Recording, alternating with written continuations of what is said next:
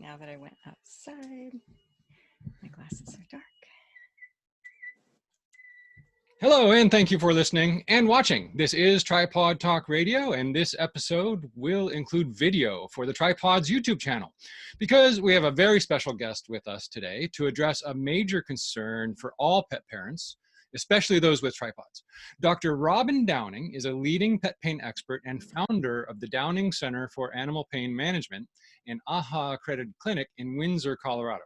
I encourage you to watch our previous interviews with her at tripawds.com/tag/Downing, and you'll find many more informative articles to help you identify and properly treat pain with your veterinarian's help in dogs and cats at tripawds.com/tag/pain-management. But we have a few questions that have been submitted and plenty of our own, and anyone in the chat can ask them as well. So please welcome Dr. Downing back to Tripawds. Thank you for joining us again, Doctor. Thank you so much. It's really my pleasure to be with you today. Thanks.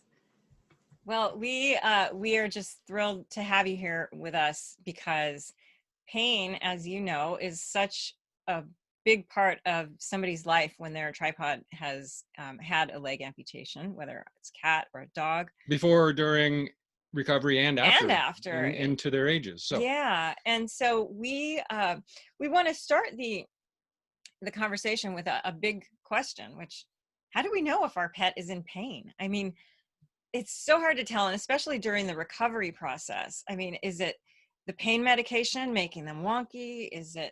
Are they hurting? Do they need more pain medication? Are they getting too much? It's a question we go round and round with in the community, and we never seem to have like this is how you tell A, B, C, D. So can you tell us a little bit more about that situation and maybe how to get us closer to identifying? Like how to identify pain, and for me, I like to know, how do you know it's not side effects from medication? Are you underdosing or overdosing? Right. So first of all, when we think about pain in our companion animal species, so both cats and dogs, we actually have a lot of commonality between those two species when we think about how we can tell that they're in pain. And honestly, the place I start with my colleagues when I'm teaching about pain and pain management, and with my clients when I'm helping partner with them about pain in their animals, I really talk about the fact that our primary pain sign, cats and dogs, really manifest through behavior changes. So what kinds of behavior changes might we be seeing? So probably the first is decreased activity through self-limiting. So in other words, if they're painful, they don't want to move because they know that when they move, it's painful. And much of what I'm going to address here and kind of list, these are signs that we can see both in acute pain settings, so in those animals who have recently lost a limb, but also in a chronic setting as well. So once they've healed from their initial trauma, their surgery, and now they're getting around on three legs. So self-limiting of their activity. Another is, are they slow to rise? Is it difficult for them to get up and to get down? Laying down, one of the signals that it's uncomfortable for them to do that is to witness them circling. And this will happen both in cats and dogs. They circle and circle and circle in a very small radius because they're trying to figure out how they can get from up to down without it really hurting them. The other thing that we can see with them is a reluctance to do stairs, sometimes even just one or two steps in and out of a home, or from one section of a home to another, that they'll stop either at the top or the bottom and they'll just wait. And they're thinking about how they can navigate those stairs, whether it's 2 or 22, they stop and they wait and they watch and they think about that. One of the biggest is a reluctance to be handled. These are animals that previously loved to interact with their families. They loved being petted. They loved being handled. And now they resent being touched, or they resent being petted. They resent being picked up. And with a tripod, we may have a period of time where we really do need to assist them as they stand up, and they may resent being picked up at all. sometimes these are animals that will, if we move toward them or we reach for them, will bite first and ask questions later because they anticipate their discomfort. A phrase that I like to share with my audiences is that while animals cannot and do not anticipate or fear their own death, they certainly can and do anticipate and fear pain. Mm-hmm. And if they anticipate that when you touch me, it will hurt, we can have a situation where they won't even let us get close to them. And another behavior that they might resent, another activity they might resent is grooming activity. So these are animals that they may previously really have enjoyed being brushed or being combed, really having that kind of intimate interaction with their family. Now suddenly they don't want to do that. Other behavior changes that are signals to us that pain may be an issue include things like changes in their interactions with other animals in the household. There are a lot of animals out there who live in a multiple pet household, and for the most part, those animals get along just fine. But if we've got an animal who's painful, we may see a change in the interactions they have with the animals with whom they live. We may see changes in their interactions with humans in the family, maybe not with the adults, but with kids, because sometimes children can be a little unpredictable in how they move and how they behave. The child may move a little more quickly in unpredictable ways from the adults. And so we may have an animal that will interact with that kid differently. We also might see changes in sleep patterns. So animals who are painful can really respond to that in one of two ways. They can either sleep more or seem to sleep more because they're not moving as much, or they may have exactly the opposite experience. They may become very restless at night. It's time to go to bed, and they try to go to bed and they can't find a comfortable position. So they're up, they're down, they're panting. It's cool in the bedroom and they're laying there panting as though they're really, really hot, or as though they just came in from a run. They may whine as they're trying to go to sleep at night. They may change the position where they used to sleep, like they used to sleep on their bed, and now they don't want to get in their bed because for whatever reason it's difficult to get out of that bed. When they move or when they walk, we may see them have an arch in their back, or a hunch in their back, not really an arch, but a hunch in their back, because they're actually trying to protect their back, to not let their back stretch out, and by stretching those muscles, that would be painful. So they're protecting themselves. As we get out a little ways from the timing of recovery from a surgery, and we're still worried, are they painful? All those previous comments apply, but now we can see some nuances or differences between cats and dogs. So for dogs, for instance, we're going to notice things like decreased stamina on walks or during play. They used to be happy to go 3 miles, and now we get 3 blocks, and they just kind of poop out, and they're just not interested in going as far.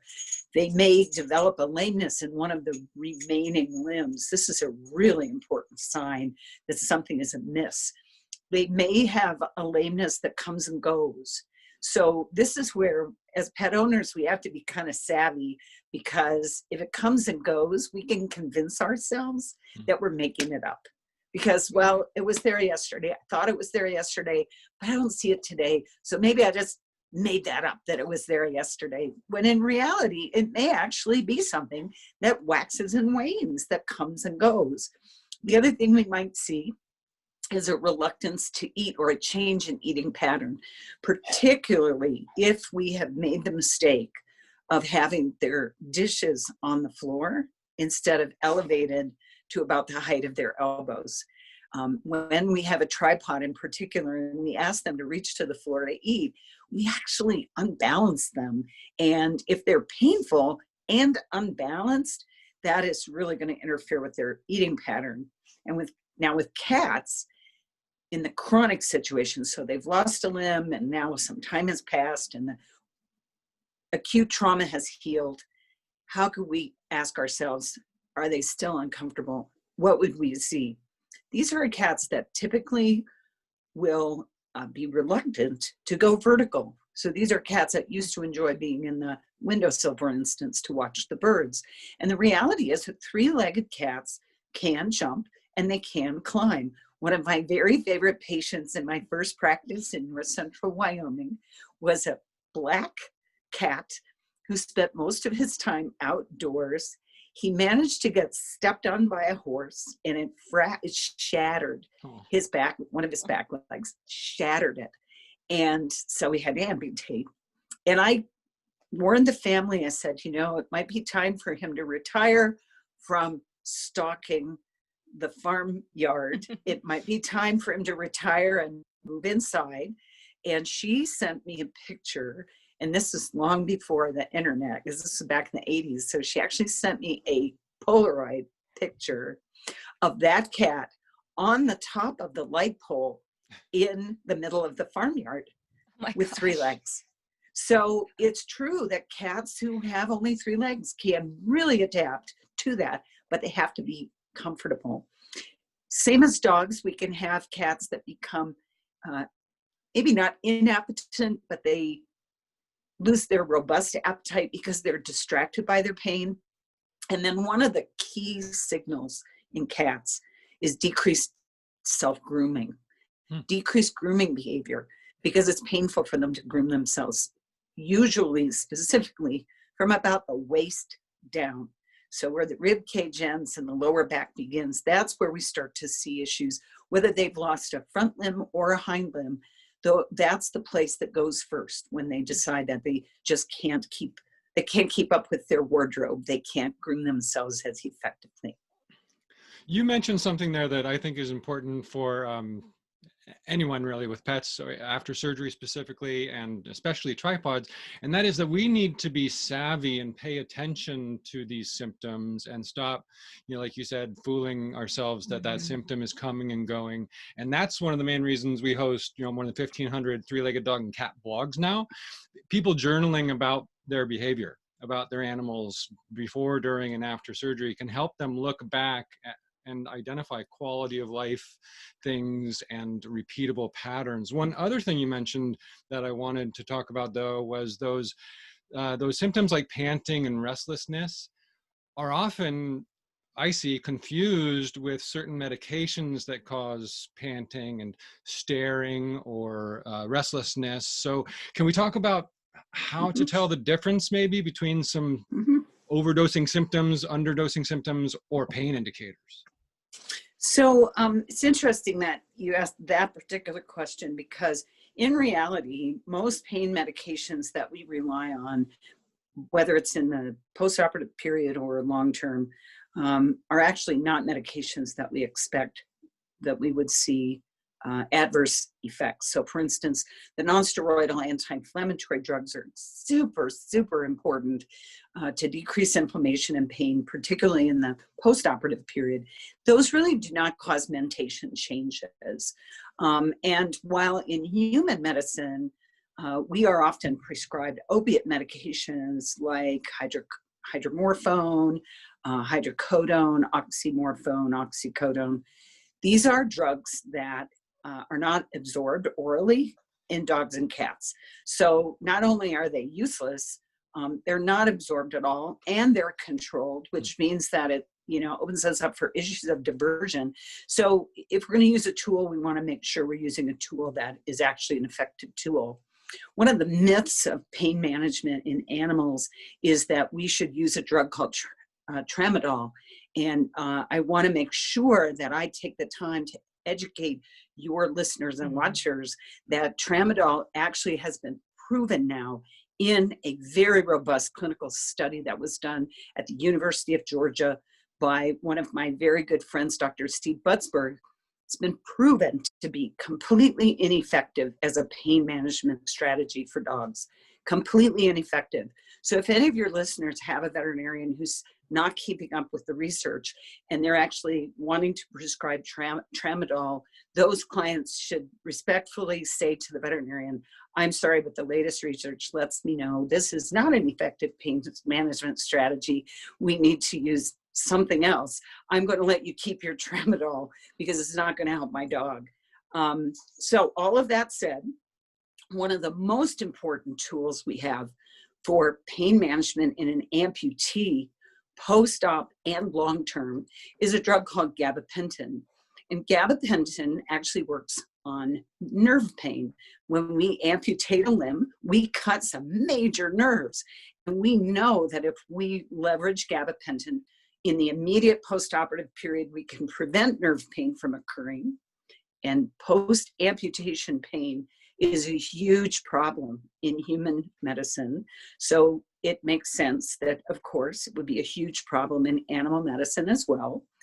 And not only do we use it to help us in the immediate post-operative period, but many of my amputees actually take it chronically as well, because their nervous system is different when they lose that limb, both from cutting the nerve when the limb is removed, but also because they move differently when they only have 3 legs.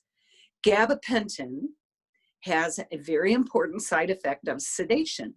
So what you've asked about with the staring off into space, that's the kind of spaciness I can see if I have a patient who's taking gabapentin and they're just getting a skosh too much of it.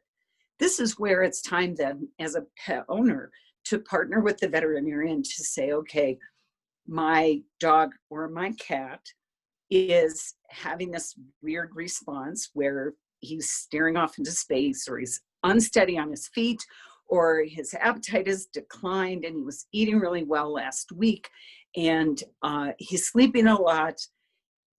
I wonder about adjusting the gabapentin dose.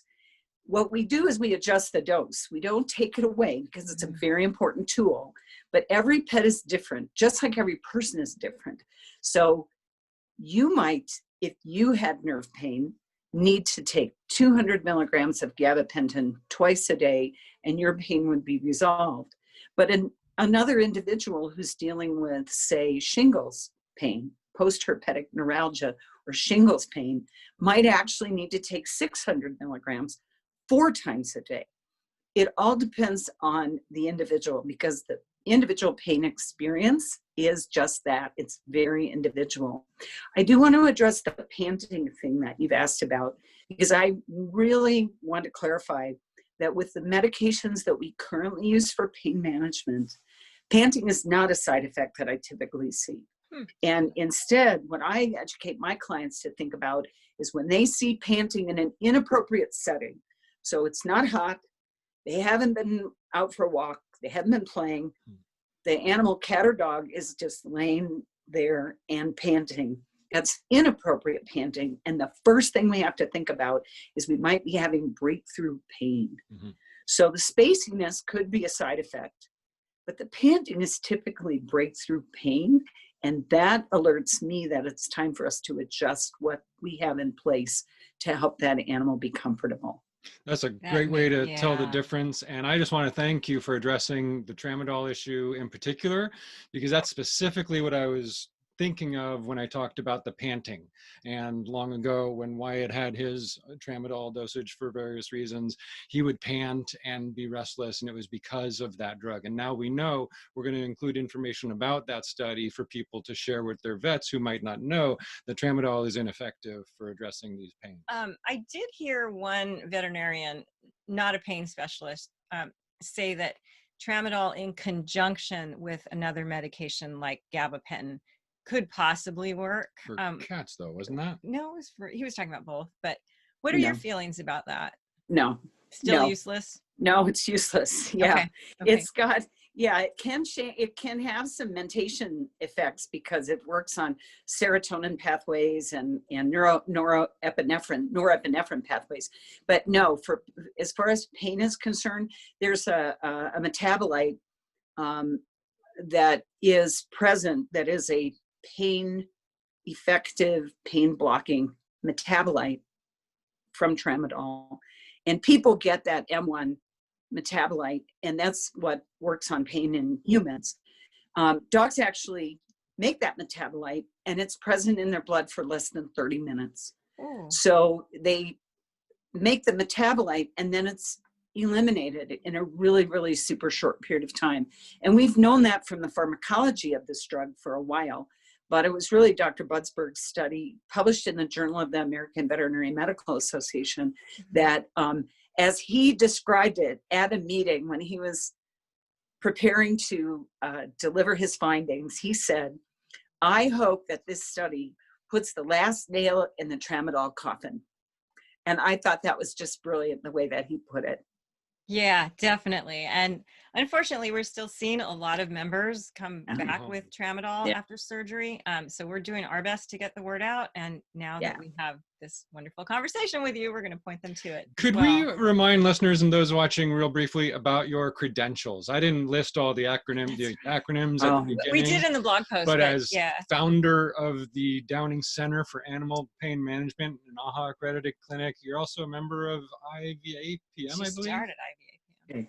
So the International Veterinary Academy of Pain Management, the IVAPM, I actually was one of the founders, and I served as that organization's second president. I also was instructed in developing the credential that we now have in veterinary medicine called the CVPP, or Certified Veterinary Pain Practitioner. Wonderful. And that credential was modeled after a human pain management credential. And I was the third veterinarian in the world to credential with the American Academy of Pain Management as a diplomate in that organization. That organization, unfortunately, has gone the way of many organizations over time, and it is no longer in existence. But I was very proud to be just the third veterinarian in the world to cross species lines and to acquire a human pain management credential. That was the first of 2 human pain management credentials. I'm also a certified pain educator with the American Society of Pain Educators. And in addition, I'm a diplomate of the American College of Veterinary Sports Medicine and Rehabilitation. I was one of very few practitioners who were enabled to go down that credential path without doing a residency at a university, because of my history as a certified canine rehabilitation practitioner, a medical acupuncturist, and an animal chiropractor, as well as my teaching at the university here at Colorado State University, and my teaching internationally to my colleagues. With that opened the pathway to diplomate status in that college for me as well. And then I think you know that I'm also a clinical bioethicist. I trained at the Mount Sinai School of Medicine in Manhattan and in upstate New York University. And I'm actually currently enrolled and pursuing a doctorate in clinical bioethics at Loyola University of Chicago and the Stritch School of Medicine. So thanks for the opportunity to toot my horn. No, thank you. We really appreciate what you're doing, and we're going to include information about all those credentials to look for if you're concerned and should be concerned about pain management for pets. But I believe you have some other questions from people who first, I'd just love for you to mention, what is a clinical bioethicist for those of us? You bet. So clinical bioethics is really a discipline that helps facilitate difficult conversations to make difficult decisions at the bedside in human medicine. So when I did my master's in clinical bioethics, I was the first veterinarian to pursue that degree in that program at Mount Sinai. And now that I'm in the doctorate at Loyola, I'm the first veterinarian to pursue that doctorate in clinical bioethics at Loyola. And really, clinical bioethics is about answering the very difficult question: just because we can do something, does that mean we should? And my short-term goal is actually to bring the principles and practices of clinical bioethics to clinical veterinary practice, to help arm clinical practitioners in veterinary medicine with a formal framework within which to help facilitate difficult decision-making with their patients, with their clients about their patients. So to give you some concrete examples, in veterinary medicine, by and large right now, when we're faced with a difficult decision about how to proceed with a pet, it's very common for veterinarians to rely on their gut, to rely on their intuition, to rely on, like, what did the seat of my pants tell me today?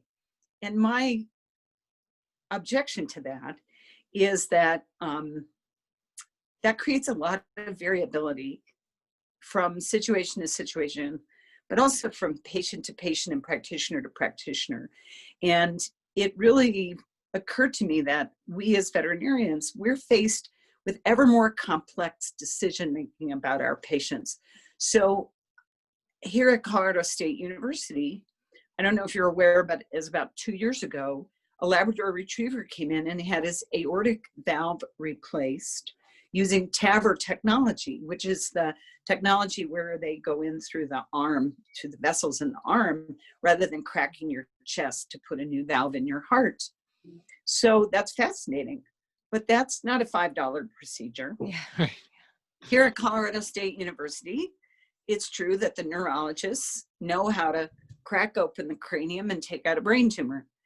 But then we have to ask the question, who gets brain tumors?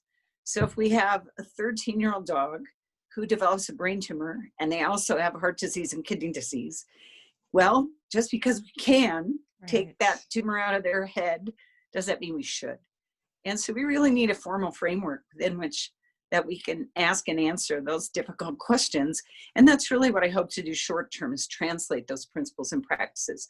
Longer term, my goal is actually to practice as a clinical bioethicist, helping at the bedside facilitate difficult conversations in human families about human patients. Because as a veterinarian, I have a very different perspective from many of my physician colleagues who are involved in bioethics. And many bioethicists are actually attorneys and social workers and nurses. And so many of them are not clinicians. And so as a veterinarian who is a clinical practitioner, I think that this will also provide me with some additional, how shall I say, perspective on helping people navigate the very, very difficult decisions about, just because we can do something, does that mean we should? Wonderful. Thanks for asking. Oh, yeah. I mean, I see that issue come up so many times in our community when maybe a member who lost a leg to osteosarcoma comes up with a secondary cancer in another leg, or they get lung metastasis and mobility issues in an older dog. Yeah, I mean, our own Wyatt, you know, when he was diagnosed with lumbosacral disease, we could have done a surgery on him that had something like a 50 or 60% chance of success. But do you do that to a 12-year-old dog who's already on 3 legs? So with severe arthritis. Yeah. So I really appreciate what you're doing, because to help people make those difficult decisions, because everyone listening, watching knows how hard those can be. Yeah. And that's exactly, I mean, the situation that you just described is exactly the scenario I'm talking about, where, you know, yes, there's something we can do for lumbosacral compression or cauda equina disease. There is a surgery, but okay, let's look at the rest of the patient. How does the rest of the patient look? I had a little dog yesterday that a very, very, very difficult conversation, but unfortunately, Valentino was on his death path. He was beginning the process of actively dying. And yes, we could have done an abdominal ultrasound because he had fluid in his abdomen. And we could have done some additional blood work. But we have to look at the whole patient. And when we looked at the rest of the patient, and we understood that he was 13 years old and that he had wasted his muscle. So he had lost almost all of his muscle mass within about a 3-week period, in addition to the fluid in his abdomen. And he wasn't eating. And the few things he ate went right through him and didn't give him any nutrition. All those little facts. We have to look at all of those facts and balance all of those details to help us make what's the best decision for this patient in this situation with these issues. And unfortunately for Valentino, it was prescribing a peaceful passage for him. That's exactly the conversation I had with my client yesterday. Valentino passed very peacefully last night, and I had a message waiting in my inbox this morning from my client thanking me for being willing to have that difficult conversation and to speak very directly to her and to help her understand the clinical implications. She's not a medical person. So it's my obligation and job to translate for her, what am I seeing as a clinician? And what does that mean for Valentino? And what does that mean for you as you make your decisions about him? Well, thank you for that work you're doing and pushing it forward for many other vets. I think that with more and more people getting pet insurance, and finances aren't necessarily as much of an issue as they were once you have pet insurance, the ability to do these procedures becomes, oh, well, we can do this. Insurance is going to pay for it. We could do that. But we need somebody like you to explain, wait a minute, like you said, let's look at the whole animal. Just because insurance is going to pay for it. Exactly. Yeah. So we're jumping around a little, but I love this conversation. I did want to ask you, is there a standard protocol for a dog or a cat coming home from amputation surgery as far as what type of medications they should receive and for how long? Because it seems to be all over the map. Yesterday we had somebody join who's veterinarian for the cat, said, I'm not going to give you more than 3 days of pain medication. And the member didn't know what kind of pain medication they were going to get. They forgot to ask. But we see this all the time. And I was just wondering, is there a go-to resource where we can say to our veterinarian, can we talk about this protocol? And does AHA specifically have a protocol versus others not necessarily having it? And AHA, for those listening, is the American Animal Hospital Association. The only accrediting agency. So really great question. And in fact, there are two really good resources that are open documents, so they're available both to veterinarians and to really anyone who's interested. And the first is the American Animal Hospital Association, American Association of Feline Practitioners, pain management guidelines for dogs and cats. So the AHA and AAFP, pain management guidelines for dogs and cats. I had the privilege of co-chairing the first task force that created the first set of guidelines. And the guidelines were updated in 2015.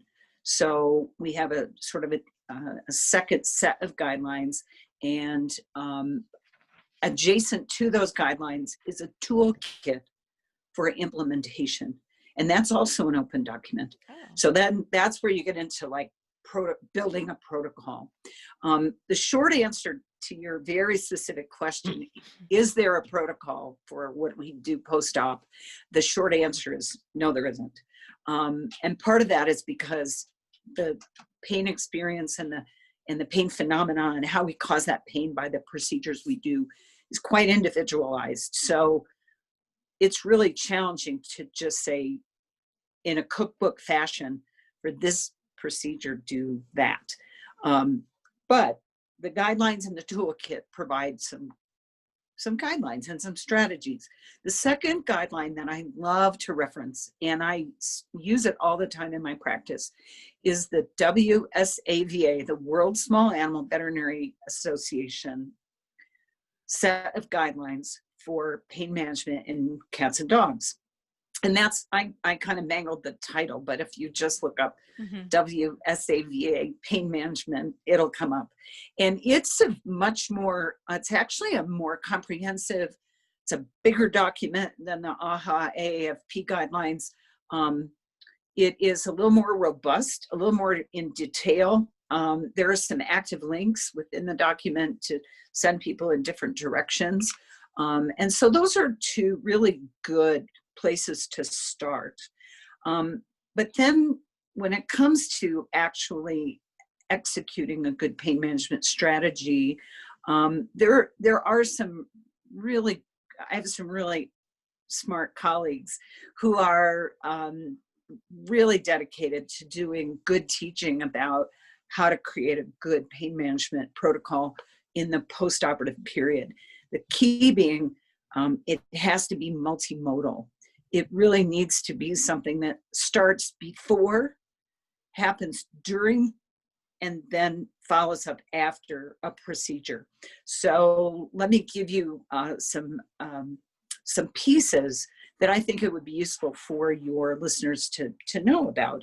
So pre-op, what do we do to set the stage when we know that we have a surgery coming up? And let's use amputation as the example. So I know that pre-op, I want my patient to have an opiate on board. Remember I said that opiates aren't absorbed orally by dogs and cats. So this is an injectable medication. This lets the nervous system already be tamped down in anticipation of bad signals that are going to come in from the actual surgery itself. Then intra-op, I'm going to use an opiate in what we call a CRI, or continuous rate infusion. And a continuous rate infusion used to be referred to as a constant rate infusion, but it's really not constant, it's continuous, meaning drip, drip, drip, small volumes of a narcotic like fentanyl, for instance, put into the body on a continuous basis that we can adjust up or down depending on the need of the patient.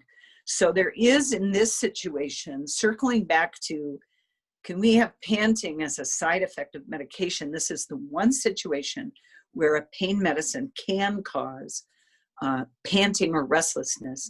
And that is a situation where the opiate disorients the animal a bit. So fentanyl is the one that I go to. If I'm using a continuous rate infusion of fentanyl and my patient gets a little restless, first thing I'm going to think is maybe I need to increase my medication because they might be painful. But the second thing I have to consider is, could they be restless because the opiate is having an adverse effect? And there's a little trick we can do with a medication called naloxone that you may have heard of, because ambulances are now carrying naloxone to help people who've had a heroin overdose. It reverses the opiate. I can do a small dose of naloxone, and if my patient gets better in their mentation, I know they're having an adverse effect to the narcotic.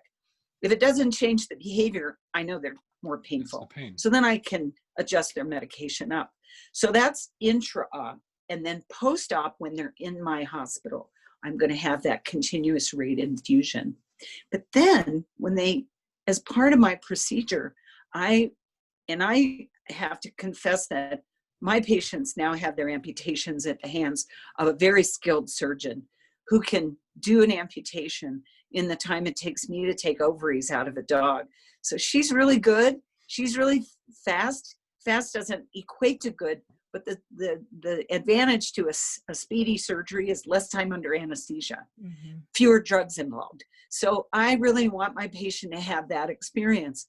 And one of the things that she will do is to use a drug called Nocita. Nocita is a long-acting local anesthesia. It's a long-acting bupivacaine, which is a local anesthesia, and it can give us up to 3 days of good pain relief at the site of the amputation. Now, it's important for your listeners to realize that Nocita was developed specifically for TPLO surgery, so knee surgery in dogs. So when we talk about using it for blocking pain from an amputation, it's extra label. It's off the label that the FDA approved. However, we now know that it is so effective that it would be ridiculous for a surgeon to withhold that tool to provide that dog with a bridge of 3 days of local anesthesia at the site of an amputation. That's like a miracle. So in my hands, those patients who go to my surgeon friend to have their surgery, they come home with a non-steroidal anti-inflammatory drug, which comes to the pain from one direction, and they get Gabapentin, which comes to the pain from a different direction to block the nerve pain.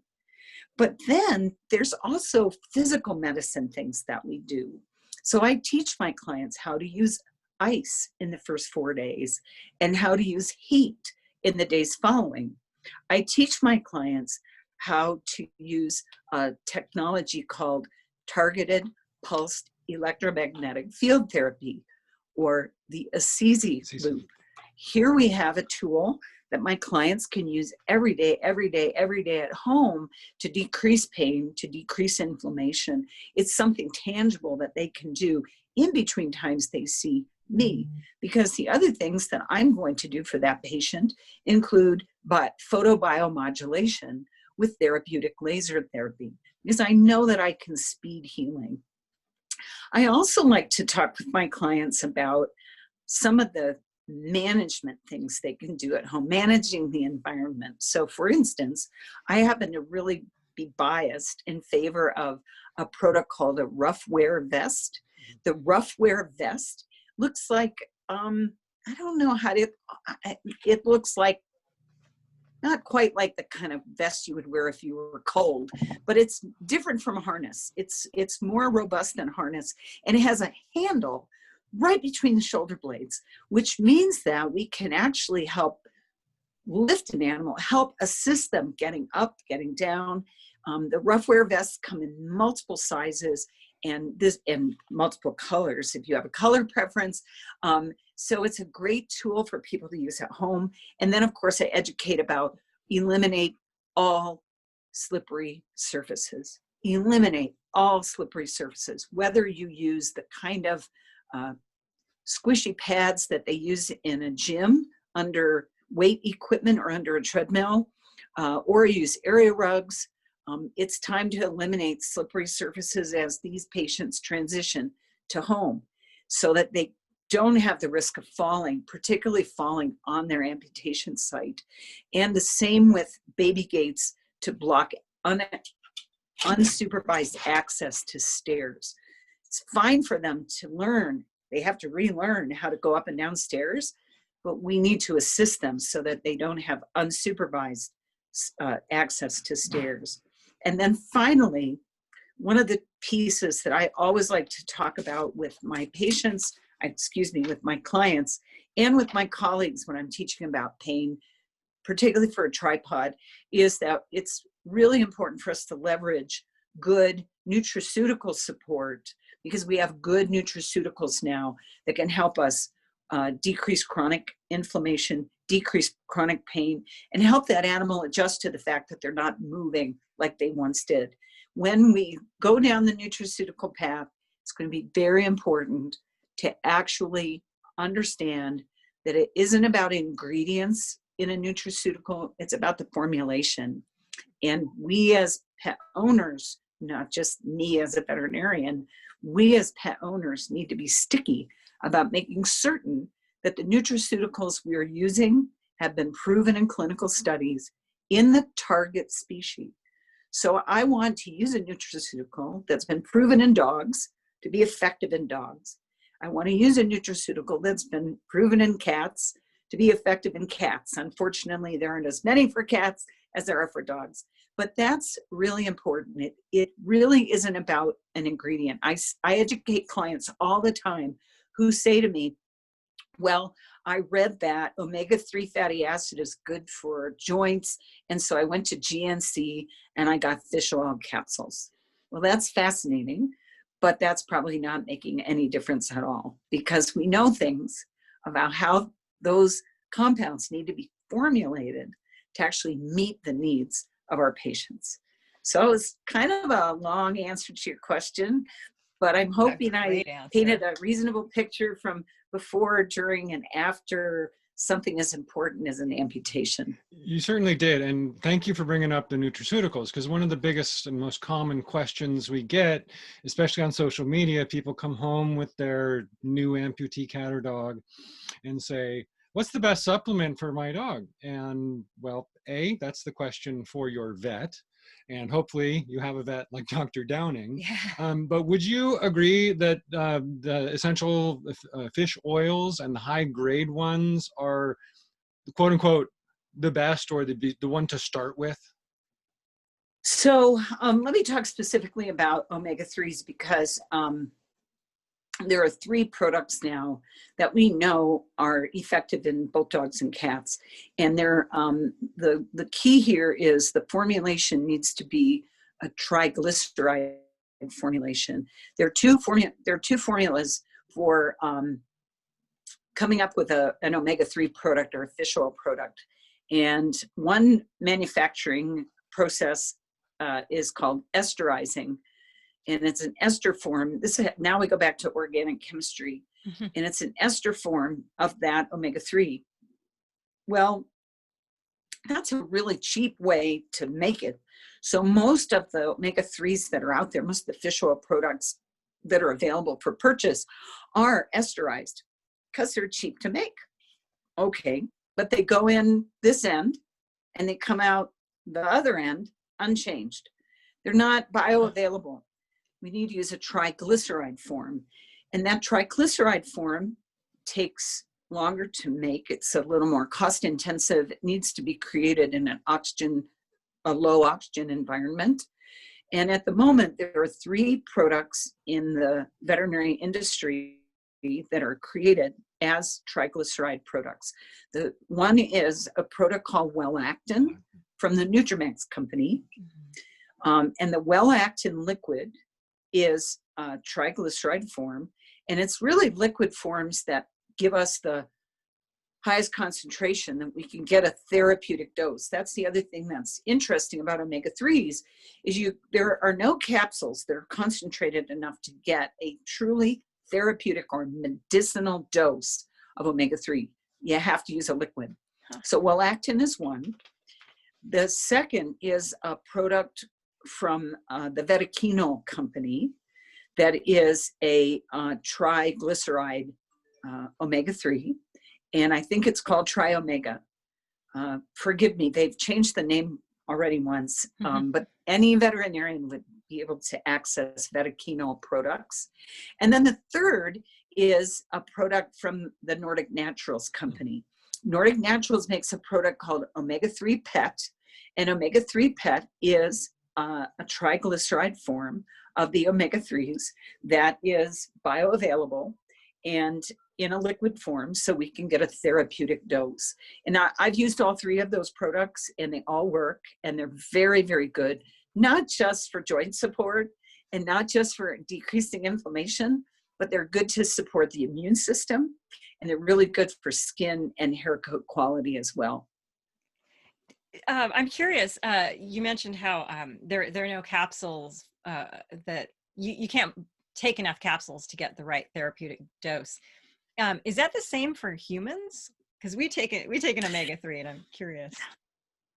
So based on the human literature, at the moment, it appears that about 1,200 milligrams of combined EPA and DHA is considered a therapeutic dose of omega-3s. And the Nordic Naturals company actually makes a product called Pro Omega that is a more concentrated capsule. Their regular omega capsules that they manufacture for over-the-counter purchase, you can use them, but you have to take twice as many. And that's where it gets a little sticky. But any healthcare provider, chiropractor, any massage therapists, acupuncturists, in addition to physicians, can provide access to the Pro Omega line at Nordic Naturals. And yeah, that's one of the sticky wickets about omega-3s in humans. There was one for a nanosecond in the human market, in the human prescription market, that was concentrated omega-3. And it was essentially the same dose as this Pro Omega from Nordic Naturals, and went through the FDA process, and it was here and then it was gone. So what that tells me is that not enough physicians prescribed it. So the company didn't make enough money, and they decided that they weren't going to pursue it anymore. And that's fine, because we have Nordic Naturals doing a really good job. Okay. Thank you for clarifying that. This is all great information. You bet. what I want to ask you now is now that we have all of this information about, you know, the types of things types of medications that a pet should probably be getting before, during, and after surgery, how do we advocate respectfully to our veterinarian when we feel that our pet isn't going to get enough medication, or maybe later on during recovery, we go back to the vet and tell them my animal's in pain, and they're not too keen on prescribing something new or additional what they're already getting? How do you talk to a veterinarian? What do you want to hear from clients? For instance, if they come home on Tramadol with a vet saying, let him be a dog, he'll be fine. So this is a great question. Like, how do you advocate for your pet when you know they're uncomfortable? Your veterinarian might be in denial. So I have 3-word response: video, video, video. That's my 3-word response. Because you know what are normal behaviors, activities of daily living, and video, video, video lets us see what we can't. Like, you're going to show me things that I can't see in my exam room, because your dog, your cat, they're not going to behave normally in my exam room. But you can shoot video at home and you can show me, like, this is my dog getting up. This isn't going well. And along those same lines, I want to make you and your listeners aware of a website that's about to go live that I had the privilege of helping to create. And this is being hosted by a company called Lint Bells, LINTBELLS, Lint Bells. And I do not remember what they have landed on as the actual title of this web library, but the Lint Bells company makes a product called YouMove Advance 360. YouMove is spelled Y-U and then capital M-O-V-E. So YouMove, like you move better, Advance 360. And YouMove Advance 360 is a nutraceutical that was developed in the UK, in England, at the Royal Veterinary College in London. And this is a compound that, a nutraceutical that was developed in dogs with naturally occurring osteoarthritis. So it was studied in dogs that, first of all, the target species, dogs. Secondly, naturally occurring osteoarthritis. So they didn't make dogs painful and then use it. And the company came to me to ask me if I would be willing to create for them a tool for veterinarians to use to better understand and appreciate how to do remote evaluations of mobility with their clients. Remote assessments, because we can't create natural environment in our exam rooms or in our clinics.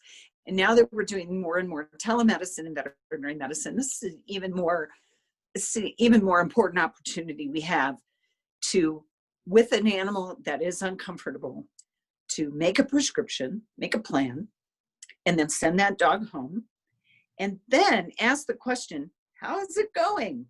So this library actually has on it short videos that can be put on a loop, showing a dog doing the common activities of daily living. So walking across the screen so I can see from the side, walking away from me, walking toward me, running away from me, running toward me. The camera is going and I ask the dog to sit and then to stand from a sitting position. I ask the dog to lay down, then get up from a laying down position. These are all common behaviors that we witness every day with our dogs. And how can I help my veterinarian know that my dog's just not doing that the way it's supposed to? And what's more, I now have access to a library of video vignettes where I can see what normal looks like. And there's normal. This is what my dog looks like. So video is a really important tool. The other thing is, I'll circle back to the very first answer I gave about how do we know if our pets are painful? Their behavior changes. And so I can talk about the behavior changes I'm seeing at home in my dog or my cat. But more importantly, I can film those behaviors. So if I have a dog who used to love to be brushed and now they hate to be brushed, I can actually show that. Here's what happens when I try and brush my dog. Here's what happens when I try and pet my cat. The other thing that I recommend for my clients to use to help me is to keep a log of ADLs, activities of daily living. So I want to know, like, what's a day look like? Oh, we get up in the morning and then we do this and then we do that. But I want to know, more importantly, what's not happening that used to happen. And this will sound a little harsh, but I think it needs to be said that if you know that your dog or your cat is painful and you've really tried to partner with your veterinarian to make something good happen and you just keep hitting a brick wall, it's time to find another veterinarian. It's just time to find another veterinarian. There are bad apples in every profession. There are naysayers in every profession. There are old-timey people in every profession, and my profession is no different. And so if you're dealing with someone who's just really not that interested in keeping up with what we know as new things become available, not keeping up with information as new information becomes available, it's probably time to seek out a different veterinarian, someone who wants to care about your pet the way you care about your pet. Here, here. And again, we'll put information about those credentials you want to look for and the type of accredited clinics to look for. Yeah. And I think that's a great place to land this plane. Well, unless you have another we have two questions. Do you have time for them, Dr. Downey? I do, and I want to make sure we talk about that whole life expectancy thing with Tripawds. Well, I want to make sure we talk about. Absolutely. Let's go ahead and do that then. Okay. So here's something that I'm often confronted with this question when I'm discussing amputation with one of my clients. They'll ask me, and now we're talking non-cancer. So cancer changes the landscape, particularly if it's osteosarcoma, changes the landscape. But if we have a non-cancer reason for losing a limb, I'm often asked, well, does this mean my dog's going to live a shorter life expectancy, or does this mean my cat's going to live a shorter life expectancy? And my answer to them is not necessarily. And in fact, no, I wouldn't expect that at all. But we have to provide appropriate support. So what does that mean? Well, the first and most important thing is it means that we have to absolutely ensure ideal lean body mass. This is an animal that cannot be allowed to become heavy in any way. So on a scale of 5, where like 1 is emaciated and 5 is morbidly obese, we used to think that 3, right in the middle, was ideal. We now know that that's not true. We need to be just below that. So on a 5 scale, I would say 2.75 is ideal at my house. If I use a 9 scale, we used to think that 5 was perfect, and now we know we really need to be in the 4 to 4.5 range for us to have an ideal body composition. And I lean toward 4. I really like a 5 scale because I'm kind of a simple person. And so I target just below 3. And this is lean body composition. So when my clients ask me, how will I know that we're there? I teach them about rib coverage. So this is the participation part of the chat. So I have my clients take their hand and put their hand palm up, and with the flats of their other fingers, feel their knuckles. And I say, okay, with the flats of your fingers, that's too much rib coverage, too much. So then I have them say, take that hand, put it palm down and make a fist, and feel your knuckles. That's too little rib coverage. So instead, it's a flat hand, palm down, feel your knuckles. That's perfect. We shouldn't see the ribs, but we should be able to feel them easily right behind the shoulder blades. So nice waistline at the end of the rib cage, tucked up abdomen, that kind of thing. That's the most important thing. The second most important thing is for us to provide consistent, controlled exercise. We want that animal to be active, but we don't want that animal to be a lunatic. So they shouldn't be a Frisbee dog. No Frisbee. They shouldn't necessarily chase a ball. That sudden starts and stops, starts and stops, starts and stops, puts a lot of extra stress on the joints. But if we have access to some open space and we can run without them attached to us, if they're attached to us, they have to go our speed. And that means the same consistent pounding. Oh my gosh, the joints aren't very happy with that. But if we're in a place where they can be off lead and we run or we hike, that means they'll start and stop. They'll run a while, they'll walk a while. They'll change their velocity. And by changing their velocity, changing their speed, then they don't subject those joints to the constant pounding of just the same repetitious, ergonomically bad forces. The other thing is controlling their activities at home. So I just have to tell you that I really take no prisoners when I talk with my clients about slippery surfaces and how we should not allow our three-legged animals to be able to wipe out on a slick floor. I know that laminate floors are really sexy and they're beautiful, and wood floors are very sexy and they're beautiful, but they're not really well suited to a tripod, really not at all.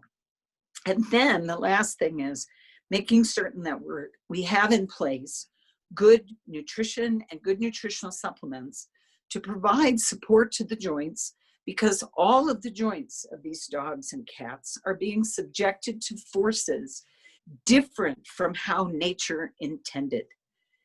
The body was built to have 4 legs, and now we have 3. So we change the forces that go through the joints. And if we support the joints, then those joints are much more suited to accept the fact that we have different forces generated. So I want to tell you about 2 animals that we work with who both lost limbs, not cancer related. So the first was Sealy. Sealy was a black lab who ate her way out of a leg hold trap. She ate off the bottom of her leg to get herself out of a leg hold trap. She was brought to me the day after Thanksgiving by the police, who had found her as a stray with this part of her leg missing. And she was unmarked, unmicrochipped, didn't belong to anyone that we could localize. And they brought her to me for euthanasia because, after all, she ate her way out of a leg hold trap. And Sealy, on the table, there she is on this table at waist height, and I have the euthanasia solution in my hand in a syringe, and I put the tourniquet on her leg, and this little 48-pound lab looked up at me, licked my hands, and as clearly as she could say it, she said, "You know, I don't think I want to go to heaven today. Can you help me out?" So I put down the syringe and I took off the tourniquet, and she had her leg off, and she went to live with one of my very best friends. And when Sealy died, she was 16 years old. Wow. And she died of end-stage renal failure.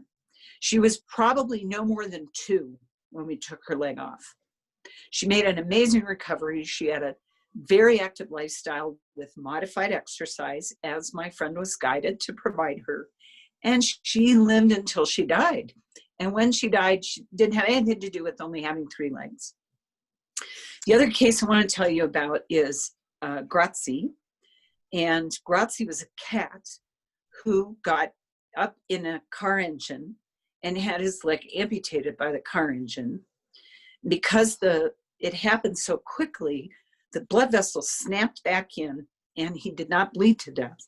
But he came in with his lower leg, another rear leg, dangling from a flap of skin. He needed to have his leg off.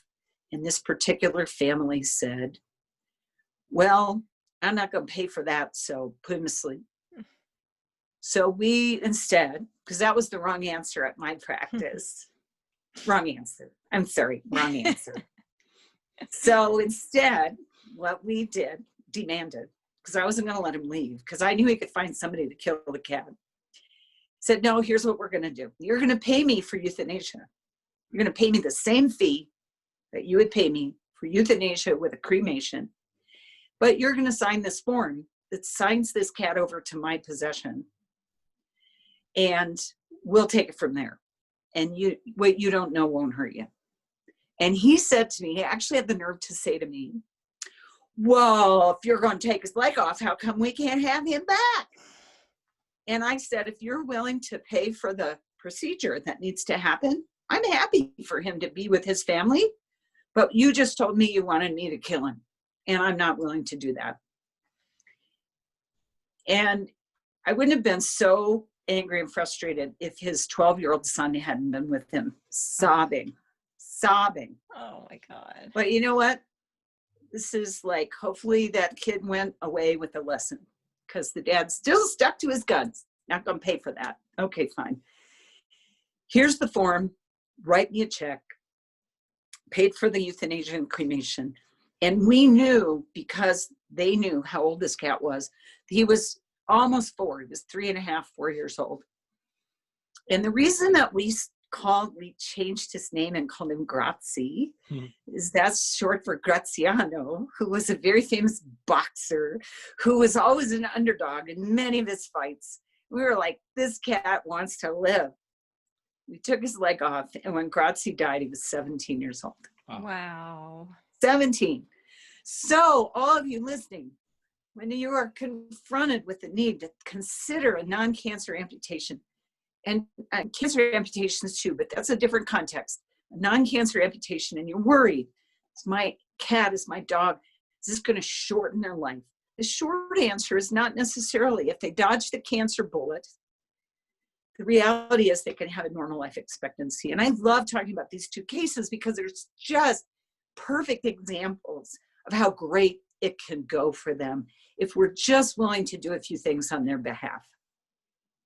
And that brings us back to bioethics at the end of that phase, whether or not you do those things because you can or whether or not you should. So I think that's a great way. We might turn this into 2 shorter episodes here. There's so much great information here that you're sharing with us. We cannot thank you enough. We do have these questions. One of them is from our longtime member, Cody Ray.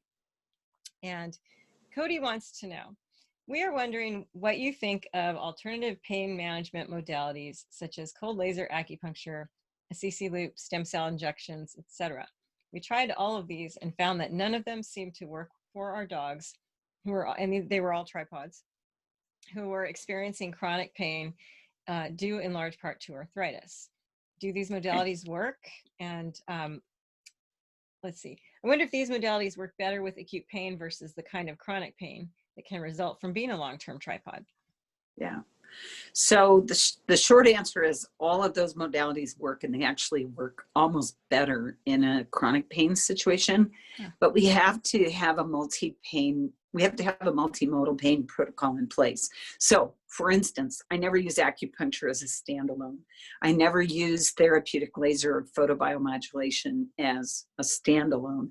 I never use the CC loop as a standalone. I have to have a good foundation for taking care of the nervous system when it comes to chronic pain. Chronic maladaptive pain, where the nervous system is now perpetuating the pain all on its own. That's where a tool like gabapentin has to be in place. With gabapentin, alongside these modalities, it's very common for me to take a patient, I'm dealing with a patient right now, who was on one therapy, a non-steroidal anti-inflammatory therapy for his chronic pain from arthritis in his spine and in both hips and both knees. And on medicine, in my practice, his initial pain score was 8 or 9 out of 10. He was excruciatingly painful. We put some things in place for him, including gabapentin, And within 6 weeks' time, he had gone from an 8 or a 9 to a 2 on a scale of 10. So that Wow. it isn't the tool so much as how the tools are used.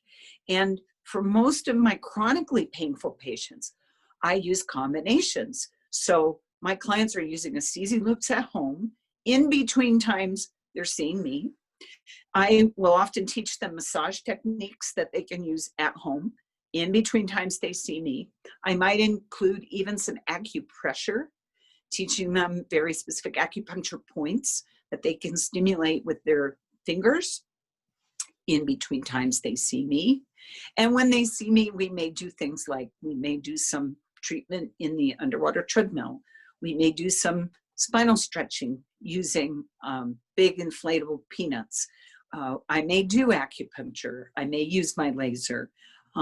So it's really about the combination and not about each individual tool. And I think that that's where many of these patients fail to be helped. It's not because the tools that are chosen aren't useful, it's that they're not useful in the combination that's been prescribed. And I'm happy to go on the record as many times as I need to, allowing people to know that gabapentin is like gold for chronically painful cats and dogs. I usually stop short of saying it should be in the water, but I'm almost there. It sounds like you're saying there's no magic bullet for treating pain, but if your revolver is filled with Lots of modalities silver prescribed bullets. specifically for your animal by a veterinarian with certain credentials, that you can really address those pains. That's a really great summation. Awesome. Okay, and then we have one more question here from Barton Three Legs, and it's kind of long, so I'm going to summarize it. But Barton he's a rear leg amputee, had surgery 14 days ago, and so far they've been really good about only doing leashed walks for potty breaks. Oh, Barton's a she, I apologize. Let's see. She's doing really well. She's off gabapentin and on Carprophen. She's 11, weighs 75 pounds, and says she's doing well, eating well. And I guess what Barton Three Legs wants to know is, they ask, what is fair for getting her out if she is ready? We drove her to the park today and let her out for 10 minutes as that made her happy. I guess what they're asking is, how do you know when a tripod is ready to begin their new normal of activity? And what activities should that form take? What type of exercise? Yeah. So you said 2 weeks out? Uh-huh. Was that the 14 2 weeks days? out? Yep. Okay. So stitches are gone. 2 weeks right? out. Yeah, 2 weeks out, it's time. So these are now, yeah, so it's time. So now it's time to think about walks and expanding walk time. So I usually have people think more in terms of time than distance. So for instance, in this case, 14 days out, 11 years old. If they're in reasonably good physical condition other than the SAMP, then 15 minutes at a time, 4 to 5 times in a day. What we fail to remember sometimes is walking has a cumulative effect. So I might not want that dog walking for an hour all at once, but 15-minute walks times 4 is an hour of walking. We get good cardiovascular benefit. We get good muscle benefit. That's great. I would typically do 15 minutes per walk for about a week to 10 days. And then I'm going to expand that, because by then that dog is going to be pretty well conditioned that we could go now 25 or 30 minutes per walk. Now at that point, I might only do 2 a day. I'm still doing an hour, but I'm not doing it all at once. Okay. I'm a big fan of allowing these dogs to have off-leash time starting at about 10 to 14 days post-amp, but in a controlled environment. So they're in a fenced-in area. They're not a lot of, don't go to the dog park. This is not a good thing. But unless you can go to the dog park at a time that no one else is there. And then allowing that dog to be off the lead and sniffing. And this is how they learn their new balance. by not being attached to us and having an opportunity to really experiment with where they are in space now that they only have 3 legs. My only comment would be that in my patients who are that age, I almost never eliminate gabapentin, but I do often eliminate the nonsteroidal. I find that they don't need the nonsteroidal. And then what happens is I have that nonsteroidal in reserve. So if they get injured in the future because they do something stupid, I can deal with the inflammation of an acute injury and the pain of an acute injury because they're not on the nonsteroidal all the time. And that's what Carprophen is a nonsteroidal anti-inflammatory drug. But this might be a good patient to have, for instance, the NuMove Advanced 360 on board, because that is an anti-inflammatory pain reliever that's not a drug. So I try really hard not to give sort of branded comments, but that is one particular product that I'm happy to name by brand because it's very unique in its position among the nutraceuticals. Nice. Thank you for answering that. And I think, let's see, Mrs. McCoy, if you have a question, please feel free to put it in the chat. And in the meantime, Dr. Downing, I'm so thankful that you shared all this information with us. We went a half hour over our scheduled time. I really appreciate it. Do you have any questions for me?